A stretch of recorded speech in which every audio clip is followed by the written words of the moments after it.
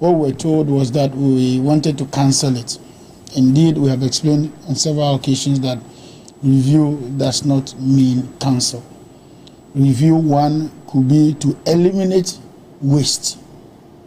And that is a big one. Eliminate waste, because you have seen in recent times some rice going expired or having expired. Obviously, it's money lost. People are only talking about how that the rice is expired, but it's money lost. 2, procurement breaches within school feeding, or the other one, National Buffer Store Company, and all the others. And I'm only using free SHS as an example. Even though it's a fixed expenditure item which cannot change, you definitely will have to spend that money. Government has just released some 200 million to the school feeding program so they can be able to supply foodstuff for the reopening of the schools. These are expenditures you would always make and you cannot run away from. However, there can be systems put in place to streamline waste, number 1. 2, not just streamlining the waste, but targeting. And I have always advocated that government, indeed, in implementing free SHS, lost track of the fact that the whole idea of anything free is to help those who really need it, and not everybody. However, the implementation has been that we go full blast, everybody, whether rich, whether poor, whether mid-range, whatever it is, everybody gets it. And I'm all for that everybody gets it. But I think we have come to a point where some parents are even saying they are willing to pay. I'm not going to be the one to bring a breaking news over that matter. But that will be decided by the educational team working around that matter. Now, how do we bring back, say, the PTAs? Because in the past, the PTAs have been very instrumental in developing the various schools that we have. There have also been conversations about, do we hand over the schools back to the missions?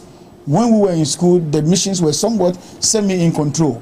Well, I went to Presec Legon, and I remember very well how the Presbyterian Church was very much involved in the school maintenance and the school running and all that. Should we go back to that state where some of these schools are handed over to the missions to run again? Because they are better managers of these schools than government has done in the last 30 years, if you ask me. Do we do that? Should we not do it? How effective can that be? And then we are talking about public-private participation.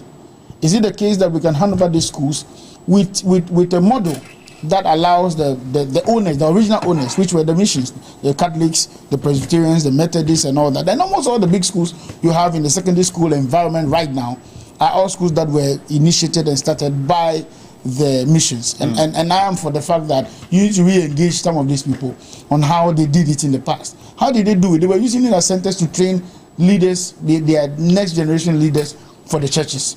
And they paid attention, so much attention to morality, to education, to the full development of the child, the girl child or the boy child, if you call it. We have lost track of that as a government.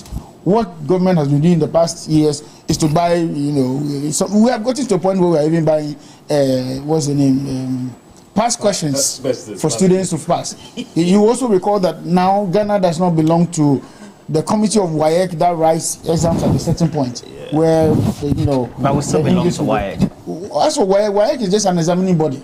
But as to whether we are in sync with the other countries like okay, so that's not. But we're trying to bring that back. Because I don't want us to create the. Yes. No, but we shouldn't create the perception that we're not part of WAEC. No, that's not what I'm saying. So what's your point? My point is that the tradition has always been that all schools within the West Africa, the Anglophone schools within the West African region, write exam at a certain time.